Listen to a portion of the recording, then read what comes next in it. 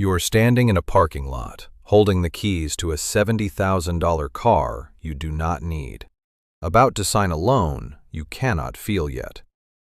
And everyone around you is nodding. Your coworkers, your family, the finance manager with the pen, they are all nodding. Because you have arrived. This is what arriving looks like. A steel and glass trophy that loses 20% of its value the second you breathe on it. But here is what nobody in that room is going to tell you. You are not buying a car. You are buying a costume. And the costume is expensive, not just in dollars, but in years. Years of your life traded so that strangers in traffic can form an opinion about you that will last exactly 4 seconds before they forget you exist. Now, stay with me, because this is not a lecture about being cheap. This is about something far more dangerous. This is the POV of someone who quietly took the costume off, and what actually happened when they did. Not the motivational version, not the Instagram quote version, the real one. The one where you lose friends, confuse your family, and spend 2 years looking like you are struggling, while quietly becoming the wealthiest person in every room you walk into. That is the story. And it starts with a single question that most people earning what you earn will never ask themselves. Whose life am I actually building? Chapter 2. The Performance. Let me show you something you already know, but have never said out loud. The person in the $80,000 car next to you at the red light? You do not know if they are rich. You know they have a car payment. That is all you know. The car tells you they were approved for a loan. It does not tell you their net worth. It does not tell you their investment account balance. It does not tell you whether they could survive 3 months without a paycheck. But your brain does not care about that. Your brain sees the car and assigns a value to the person. And that instinct, that ancient, deeply human instinct to rank and be ranked, is the single most expensive thing you own. More expensive than any house, any car, any watch, because that instinct is what makes you spend money you do not have, to impress people you do not like, to maintain a position in a hierarchy that exists almost entirely in your own head. Here is what looking rich actually costs, not in theory, in math. Take the average high earner, let's say $150,000 a year. They buy the car that matches the income, $650 a month. They get the apartment in the right zip code, $2,400 a month. They wear the brands, eat at the restaurants, post the photos.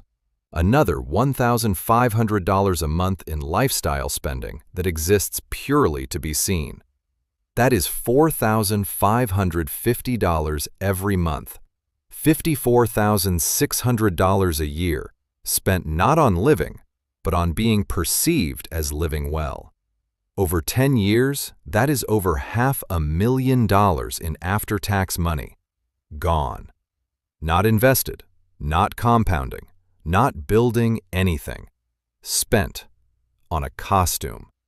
A costume that has zero resale value, because the moment you stop wearing it, nobody remembers you wore it. And here is the part that should keep you up at night. The people you are performing for, they are performing too. Nobody in this system is actually rich. They are all just actors in each other's audience, clapping for costumes nobody can afford, in a theater where the tickets are purchased with years of freedom. You are paying for applause from people who are broke. Chapter 3. The Shift. Nobody decides to become stealth wealthy in a single moment. It is not a light switch. It is a crack. A hairline fracture in the story you have been telling yourself about what success is supposed to look like.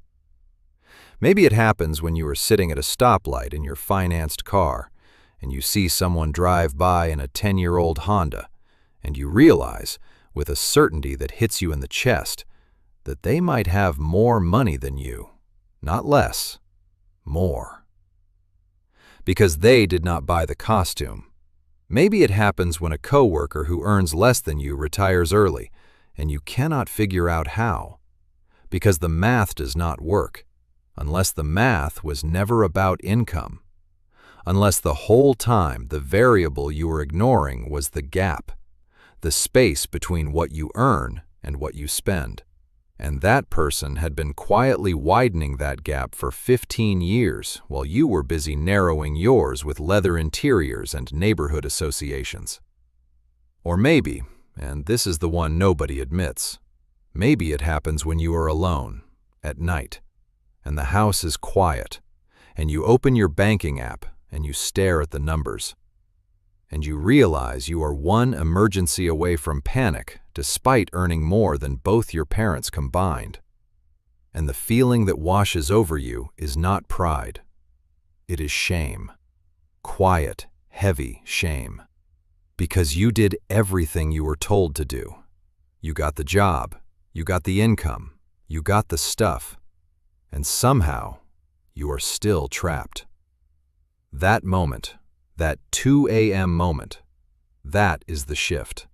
That is where stealth wealth begins. Not with a budget, not with a spreadsheet. With the recognition that the game you are playing is unwinnable, because the rules were written by people who profit from your spending. And once you see it, you cannot unsee it. Chapter 4. The Social Cost. Here is what nobody warns you about. When you stop looking rich, the first thing you lose is not money. It is people. Your friend group will fracture, not dramatically, not with an argument, quietly. You will stop going to the restaurants that cost $200 for dinner and drinks, and they will stop inviting you. You will trade in the car that made you look successful, and someone will ask, with genuine concern, if everything is okay. Because in their world, spending less means you are struggling. They cannot fathom that you might be choosing to spend less because you are building something they cannot see. Your family will not understand either. Your parents, who grew up in a world where visible success meant you were doing well, will wonder why you are not enjoying your income, why you drive the old car, why you live in the smaller house. To them, it will look like a step backward, a regression, something to be worried about. And you will have to sit across from them at Christmas and explain, without sounding condescending, without sounding like you have figured out something they have not, that you are not struggling. That you are, in fact, building more wealth than anyone at that table. But you cannot prove it without showing them the numbers, and the numbers are private. And even if you showed them, they would not believe you. Because the numbers do not match the costume. This is the tax on stealth wealth. It is not paid in dollars. It is paid in misunderstanding, in being underestimated, in being quietly excluded from a game you no longer want to play. And it is worth every penny. Because the people who leave were never your audience. They were your co-stars. And when the show ends, they move on to the next production. The people who stay, the ones who do not care what you drive or where you live, those are the only ones who were ever real. Chapter 5. The Quiet Machine. So what does stealth wealth actually look like on a Tuesday? It looks boring. That is the whole point. You wake up in a house that costs 12% of your take-home pay instead of 40%. Your mortgage, or rent, is a rounding error in your monthly budget, not a weight on your chest. You drive a car that is paid off, or close to it. It has dents. It runs fine. You do not care what it says about you, because it says nothing about you. You stopped letting a depreciating asset narrate your identity. Your wardrobe is simple, not shabby, clean, functional, intentional. You own fewer items, but each one is chosen because it works, not because someone else will recognize the logo. You eat well, but you eat at home more than you eat out. You drink good coffee, but you make it yourself.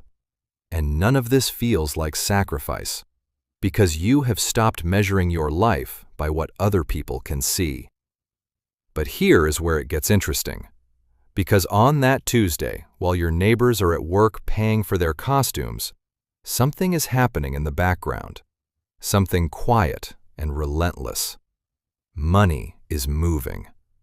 Every paycheck, automatically, before your hands ever touch it, money is being redirected into index funds, into a high-yield savings account, into a retirement account that compounds silently. You do not see it, you do not feel it, but it is working. Every dollar you did not spend on the costume is now an employee, working for you 24 hours a day, 7 days a week, generating returns while you sleep. $3,000 a month. That is the gap. The gap between the life you were told to live and the life you chose. And $3,000 a month, invested at a reasonable long-term return, becomes over $500,000 in 10 years. Not from a raise, not from a side hustle, not from crypto or a business or luck. From the gap. From the money you refuse to hand to the costume. And here is what your neighbors do not understand. They think you are missing out. They think you are depriving yourself. They see the old car and the modest house and the simple clothes, and they feel a little sorry for you. And that pity, that quiet, misplaced pity, is the greatest camouflage you will ever wear. Because while they are performing, you are accumulating. While they are impressing, you are compounding. And the distance between you and them is widening every single month. And neither of you is saying a word about it. Chapter 6. The House. Let's talk about the biggest costume of all, the house. In almost every city in America, there is a price point where a house stops being shelter and starts being a statement. It is usually around $400,000 to $500,000, depending on the market. Below that line, you are buying a place to live. Above it, you are increasingly buying a reputation. The extra square footage is not for your comfort, it is for your guest's impression. The formal dining room you use twice a year, the 3-car garage that holds 2 cars and a pile of things you forgot you owned, the master suite that is larger than your first apartment. None of this makes your life better, it makes your life more expensive. And the expense is not just the mortgage. A bigger house is a bigger everything. Bigger property tax, bigger insurance, bigger heating bill, bigger roof when it leaks, bigger driveway to repave, bigger lawn to maintain, or pay someone to maintain. The house does not just cost more to buy, it costs more to exist in. Every single month, for as long as you own it, the house is eating. Now, here is what the stealth wealth mindset does instead. It finds the house that does the job, warmth, safety, space enough for the life you actually live, and stops there. Not because it cannot afford more, because it does not need more. Because the money that would have gone into extra square footage is worth far more invested than it is sitting in a formal living room nobody sits in. And here is the part the real estate industry does not want you to think about. A house is not an investment in the way people pretend it is. Yes, it appreciates. Yes, you build equity. But the return on a house is dragged down by every single cost attached to it. The interest, the taxes, the maintenance, the transaction costs, the opportunity cost of the money you tied up in walls instead of markets.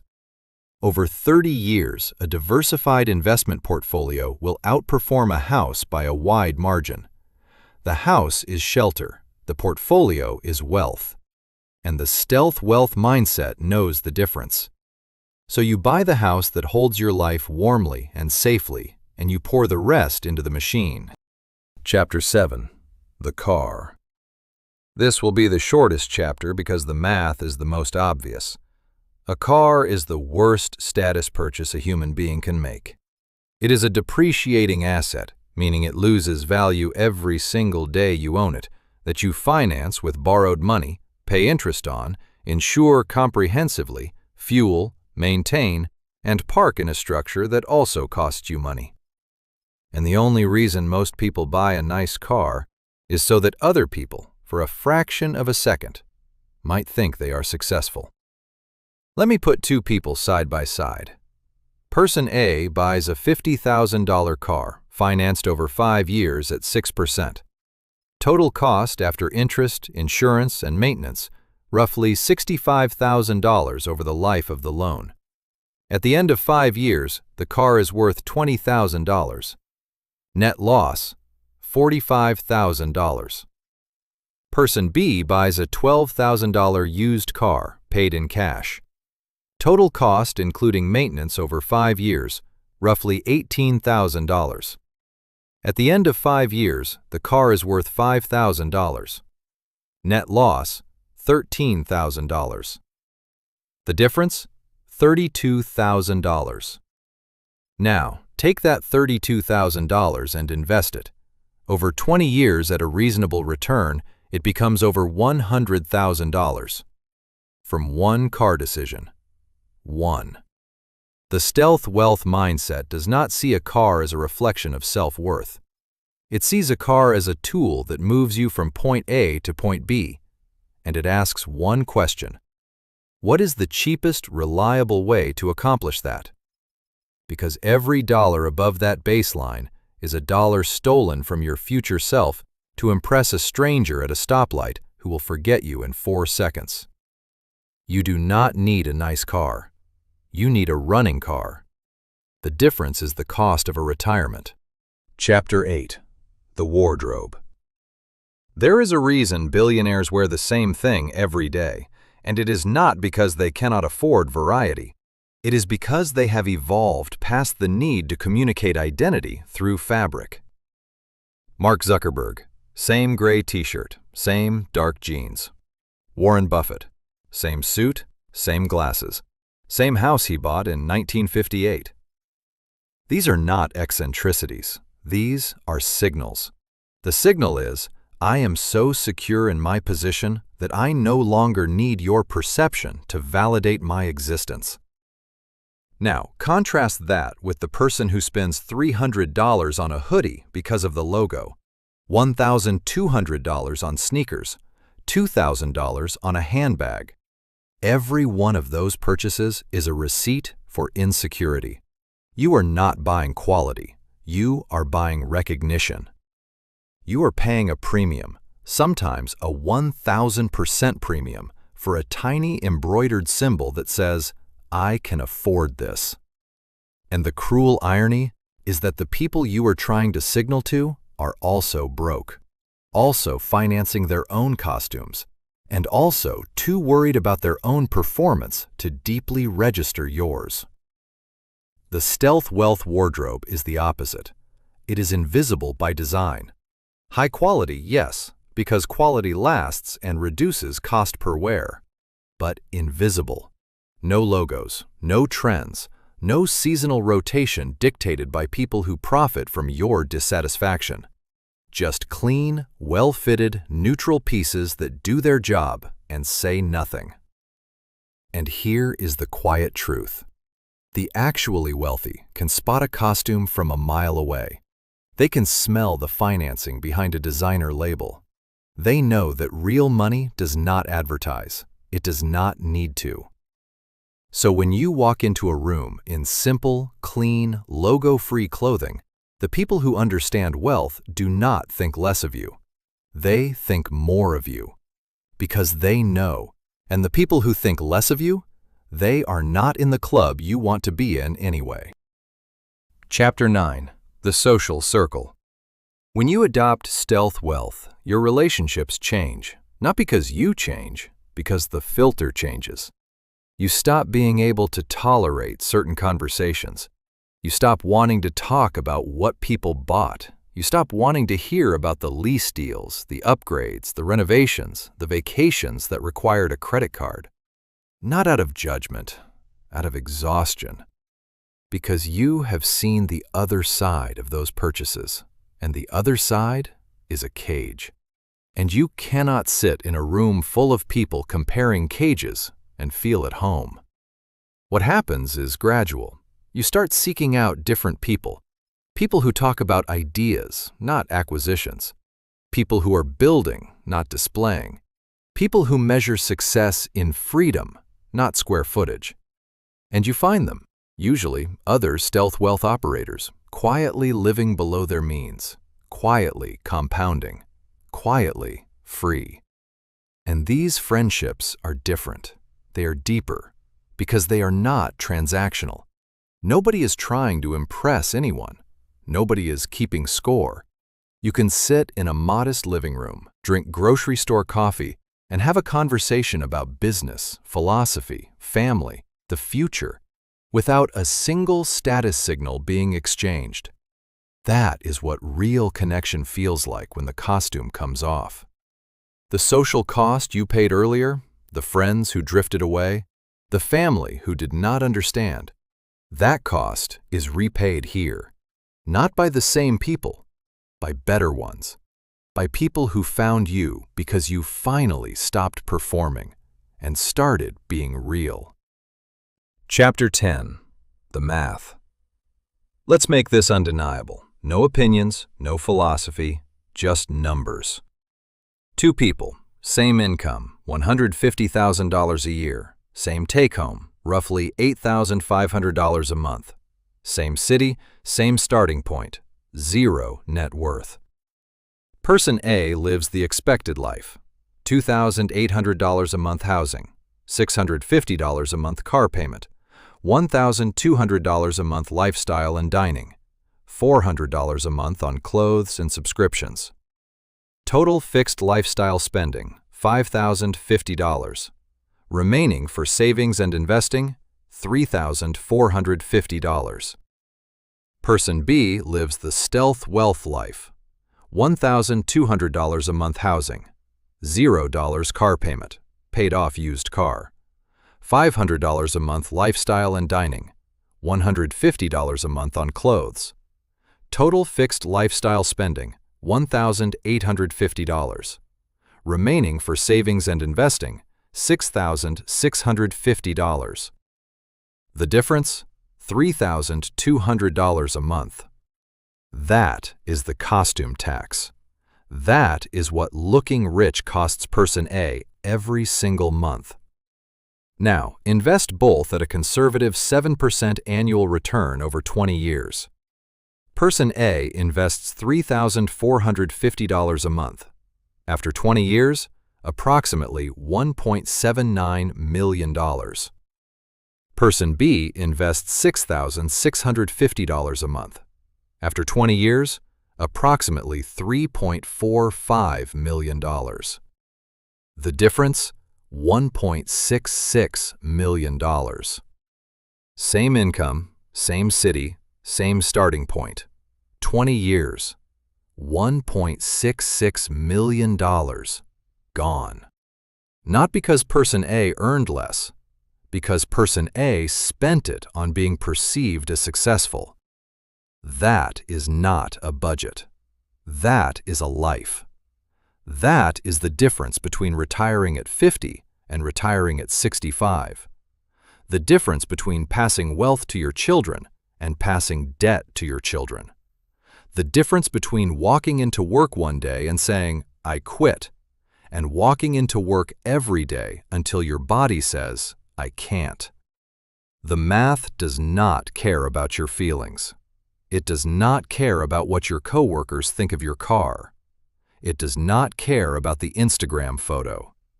It just compounds, quietly, relentlessly, on whatever you give it. Chapter 11. The Freedom. So let's be honest about what you are actually building here, because it was never about the money. The money is just the raw material. What you are building, what stealth wealth is actually about, is something almost no amount of visible spending can purchase. It is the option. When your monthly costs are low, your investments are large, and your needs are simple, you have something that almost nobody in your income bracket has. You have the ability to walk away, not from everything, from anything. A toxic job, a bad deal, a manipulative boss, a city you no longer love, a life that no longer fits. You can say no. And no, said from a position of financial strength, is the most powerful word in the English language. Think about the people in the big houses with the big cars. What is their no worth? Nothing. They cannot afford it. Their mortgage needs their paycheck. Their car loan needs their income. Their lifestyle needs their job. They are locked in.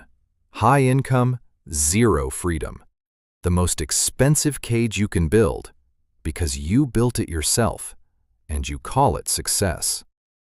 Your no is worth years because your costs are low and your investments could sustain you for years without a single new dollar coming in. That is not a budget. That is a superpower. That is the ability to live life on your terms, at your pace, by your rules, without asking permission from a bank, a boss, or a lender. And here is the quiet part that hits hardest. Nobody will know. Nobody will see it. You will not get a parade. You will not get a congratulatory text. You will just wake up one Tuesday, 5 or 10 or 15 years from now, and realize you are free. And the only person who will fully understand what that means is you. That is stealth wealth. Not a trend, not an aesthetic, a decision. The decision to stop performing and start building. To trade applause for options. To let them think you are ordinary while you quietly become untouchable. Chapter 12. The Outro. If you are still here, you already know something most people do not. You know that the game of looking rich is rigged, and the only way to win is to stop playing. You know that the gap, the space between what you earn and what you spend, is the entire game. And you know that the money you do not spend on the costume becomes the machine that buys your freedom. But knowing is not enough. The next step is the system. How to actually move that money before your hands ever feel it. How to automate the gap so it happens whether you are disciplined or not. Because willpower is unreliable. Systems are not. In the next video, I will show you the exact automation architecture, how to route your paycheck so that investments happen first, bills happen second, and lifestyle happens with whatever is left. No spreadsheets, no guilt. Just a machine that quietly builds wealth in the background while you live your life. And just so it is said, none of this is financial advice. It is a story and a way of thinking meant to make you question the costume everyone told you to wear. If this cracked something open for you, subscribe and come build the machine with me. I will see you in the next one.